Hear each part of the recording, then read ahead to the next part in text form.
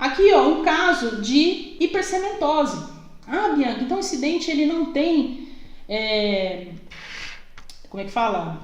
Anquilose? Não, anquilose verdadeira em dente permanente é muito difícil.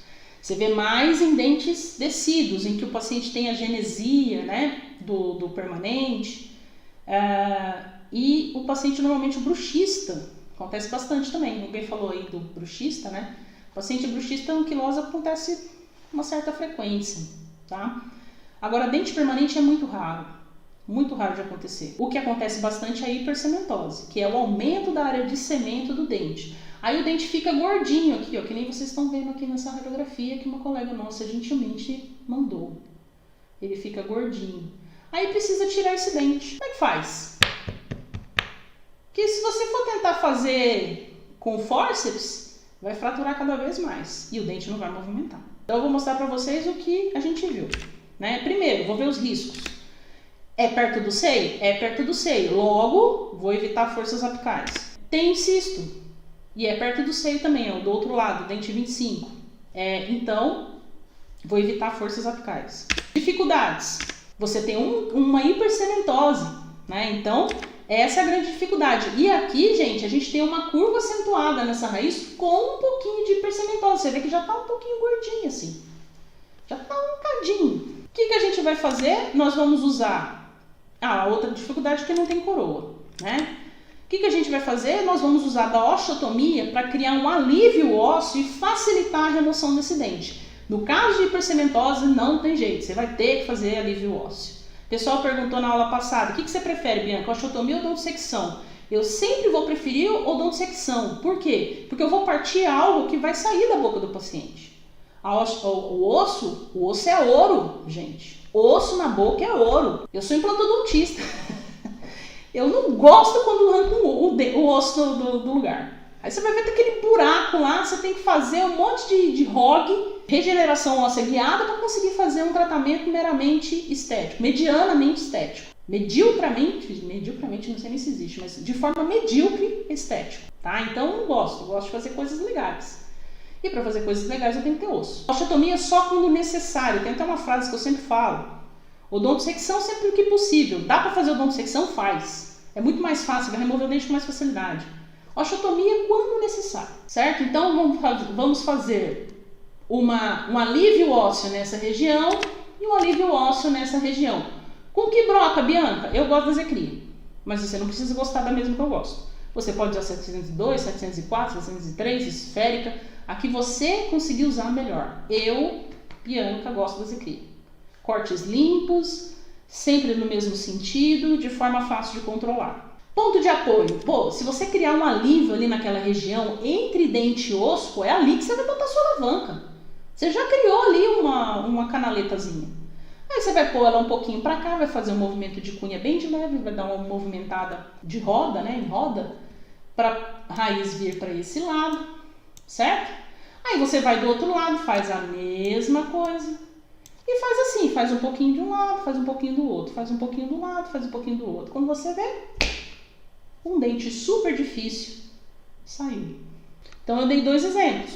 Um exemplo que eu usei osteotomia e um exemplo que eu usei odontodissecção.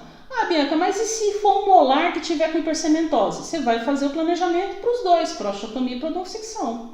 Ah, então, Bianca, você sempre faz esse desenho em todas as radiografias? Não, gente, eu olho a radiografia, eu sei aonde eu tenho que fazer osteotomia e odontodissecção. Eu estou fazendo isso aqui para vocês entenderem como que é a lógica por trás do planejamento. Gostou do desenho? Gostou da corzinha? Pode fazer. Vai te ajudar? Vai ser bom para você? Faz. Né? Faz principalmente no começo, que você tem um pouco de dificuldade. O grande problema, vou falar para vocês qual foi o meu grande erro quando eu comecei. É querer agir sem as ferramentas básicas. Fazer coisas difíceis. Não dá.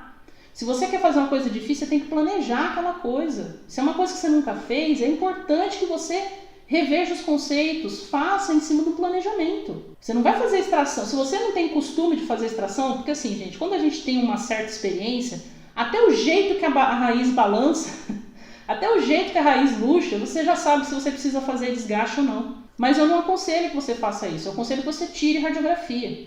Porque com a radiografia você tem certeza, você não fica no achismo. E quando a gente é jovem, não tem experiência nenhuma, é muito mais difícil. Aí você vai achar que todo dente é muito difícil, quando na verdade foi falta de planejamento. Lembra na aula passada que eu falei que a cirurgia de sucesso é aquela que acontece conforme o planejado. Mas para ter o planejado, você precisa planejar. Senão não tem como. Passo a passo, aos passos na lua. Eu adoro essa imagem, eu acho linda. Tem algumas pessoas que acham que é mentira, eu não acho. Passo a passo cirúrgico para remoção de raízes. Então assim, uma vez que você fez odontosecção, que você fez o alívio ósseo, aquilo se tornar, o dente que era inteiro se tornou raízes, ok? Você tem a raiz mesial e a raiz distal. Você tem a raiz palatina, mesial e distal. Você tem a raiz vestibular e palatina. É raiz, é tudo raiz. Agora vai ter a coroa. Não, agora é raiz. Estão separadas. O que você vai fazer? Você vai fazer a sequência de extração de raízes. Né? A anestesia já está anestesiada, você já está fazendo incisão. A incisão e o descolamento, gente, é interessante você fazer nesses casos. Por quê? Uma vez que você enxerga o que você está fazendo, é muito mais fácil você fazer uma odontosecção assertiva, uma osteotomia assertiva, gastando menos osso, fazendo um corte mais limpo.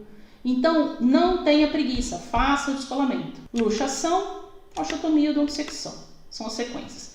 E a luxação nos pontos de apoio formados. A anestesia, gente, sempre use com vasoconstritor. Ah, mas o meu paciente é diabético. Ah, meu paciente é hipertenso. Eu tenho várias aulas falando sobre todos esses problemas. E todos você tem que usar vasoconstritor para fazer cirurgia. Por quê? Porque sangra pra caramba.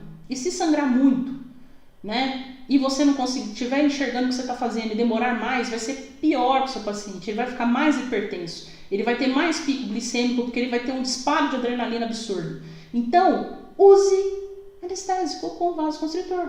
Mas use com parcimônia. Vai fazer uma extração? Usa 2 tubetes, tá bom? Não vai matar seu paciente, muito pelo contrário, vai preservar a saúde dele. Tá? Inclusive, a mental, de não ter medo de dentista. Então é importante, tá? Não usar sempre com vasoconstritor. Incisão. Então você vai fazer a incisão, vai fazer o seu retalho, tá? Sempre faça uma exposição, se for um dente, de um dente para cada lado, se você vai fazer o acesso para 3 dentes, para você ter uma visão bem ampla, sem sangramento da área que você está fazendo remoção. Vai evitar laceração do tecido, né? É importante. A base do retalho, gente, a base é sempre a região que tem a irrigação, certo? Deve ser maior que a margem livre, a margem que você está cortando. Então a base aqui, ela tem que ser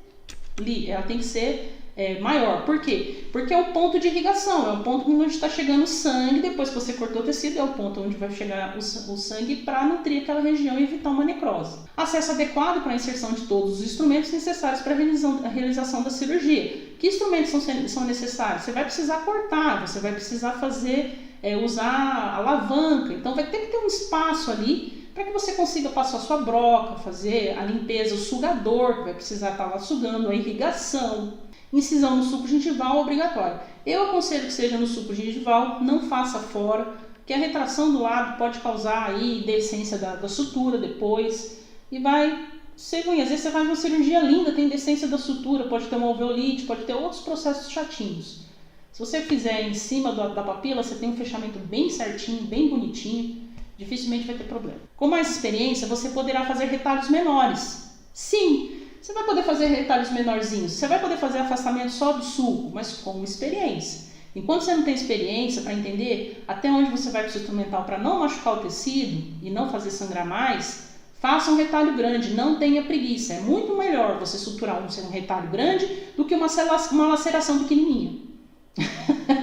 Tá? É muito mais fácil você fazer a remoção, a sutura de um retalho grandão, do que você pegar uma laceração que destruiu a papila do dente e ter que suturar lá. Ter que fazer uma papila, criar uma papila do nada. Aqui a gente tem, por exemplo, você vai fazer a extração desse dente, então você fez um retalho bacana, expôs bem o tecido, você vai conseguir fazer a odontosecção do dente, vai fazer tudo certinho. Veja, a base fixa do seu retalho é sempre maior do que a região livre. Por quê? Porque essa região vai ter toda a irrigação dessa base. Descolamento. Descolamento, quais os instrumentais você vai usar? Você pode usar a espátula 7 cirúrgica, que está em desuso, é difícil até de você achar para comprar.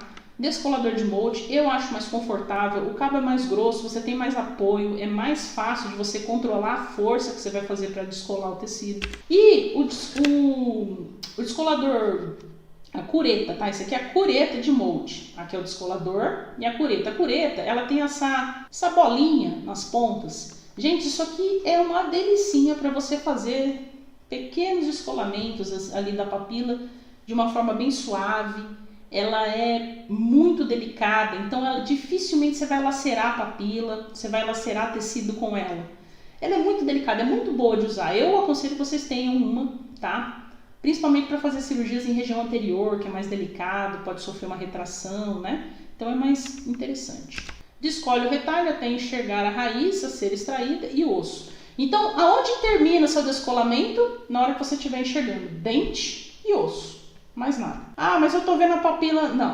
Não pode ter papila, não pode ter gengiva nenhuma, nem pro vestibular e nem pro palatino. Você tem que estar vendo dente e osso. Tomar cuidado, gente, em regiões de, por exemplo, do nervo alveolar inferior, né? É até bom na radiografia você ver se ele não é muito baixo.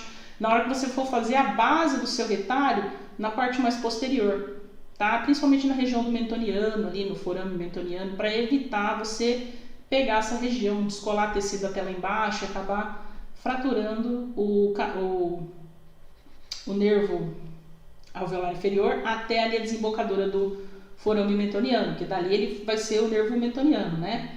Mas até lá ele é nervo alveolar inferior. Quais são os movimentos de luxação com alavanca? Cunha, que é o movimento que você vai pegar a ponta do seu instrumental e colocar entre dente e osso no sentido apical, entendeu? Pode ser tanto assim quanto assim, mas qual que é o intuito do movimento de cunha? Que a ponta do instrumental entre na região entre dente e osso. Cunha e roda. Uma vez que a ponta está firminha lá dentro, o que você vai fazer? Leves movimentos de meio círculo, meia roda. Tá? Então, cunha e roda. Cunha, roda, cunha e rotação, tanto faz, tá?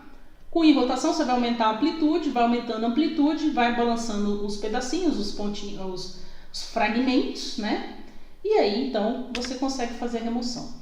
Quando você vê que está bem molinho, o que você vai fazer? Você vai fazer um movimento de alavanca. O movimento de alavanca é você realmente pegar e jogar para cima aquela raiz, tá? Eu estou colocando aqui, ó.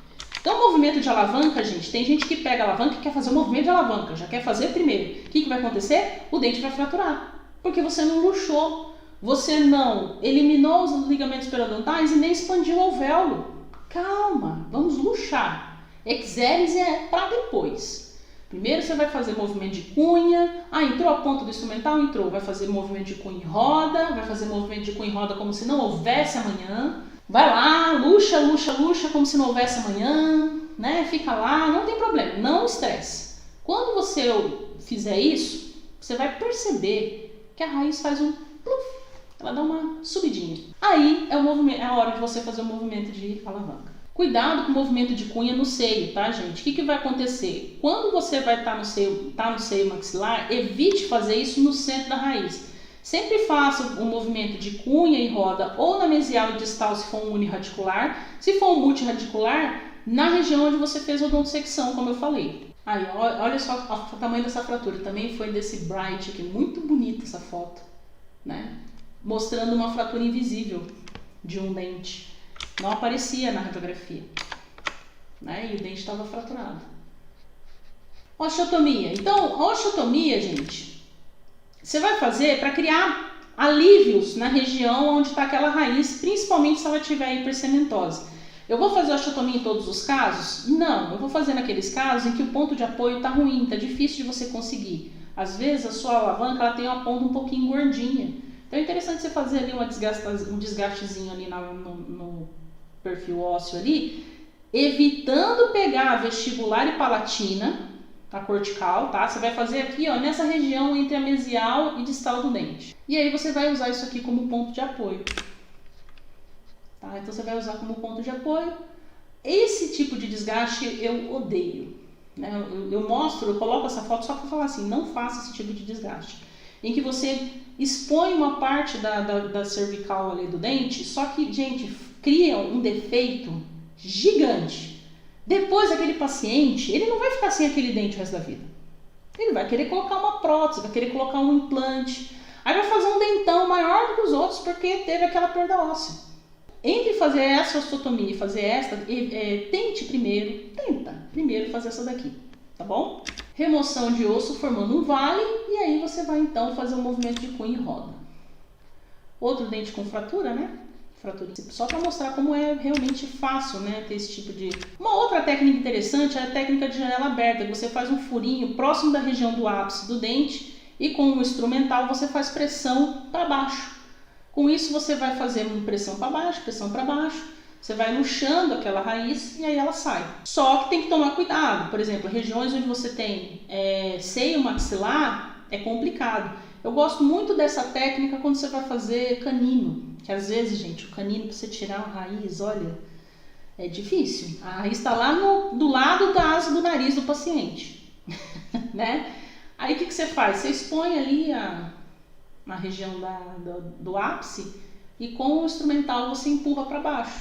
Fica mais fácil de você remover sem me quebrar a cortical aqui, né? Que é a iminência canina. Ficar um defeito horroroso na boca do paciente. Não, faz esse método que é menos invasivo. Ah, mas e o buraquinho aqui não é uma coisa invasiva? Gente, esse buraquinho vai cicatrizar lindo, vai cicatrizar louro. Facinho de cicatrizar. Lindo, leve e solto. Muito fácil, porque, olha, quando a gente vai fazer, por exemplo, a gente vai fazer implantes, protocolo, All-on-4, a gente faz um furinho, tá? Na região do seio maxilar, que é para você pegar e colocar uma cureta e você vê até onde vai a parede lateral do seio maxilar. Uma vez que o seu implante tem que passar paralelo àquela parede. E cicatriza bonitão, entendeu? Lindão, sem problema. É um furinho muito pequenininho, então não vai dar problema nenhum. E ele vai servir de ponto de apoio para você fazer a sua luxaçãozinha ali. Osso sobre o ápice do dente é removido com uma broca, né? E aí você faz a pressão para baixo. Em seguida, o instrumental é inserido na janela e é deslocado para fora do alvéolo. Odontosecção. Aqui é que vem o pulo do gato, tá? O que é a odontosecção? A odontosecção você vai separar essas raízes, vai diminuir a resistência dela ao movimento da sua alavanca e com isso você vai criar bem no meio do dente um ponto de apoio onde você vai fazer o movimento de cunha e roda. Uma vez que você começa a fazer o movimento de cunha e roda aqui, o que vai acontecer? Você vai fazer essas raízes virem fazer pressão nas paredes laterais. Vai aumentar a expansão daquele alvéolo e com isso uma delas vai acabar soltando antes. Sempre tem uma que solta antes. Tira aquela que soltou antes, aí você vem ou com uma bandeirinha ou com a própria alavanca, né? Fazendo força para trazer a outra raiz. Uma vez que você luxou uma raiz, a outra provavelmente também já está luxada.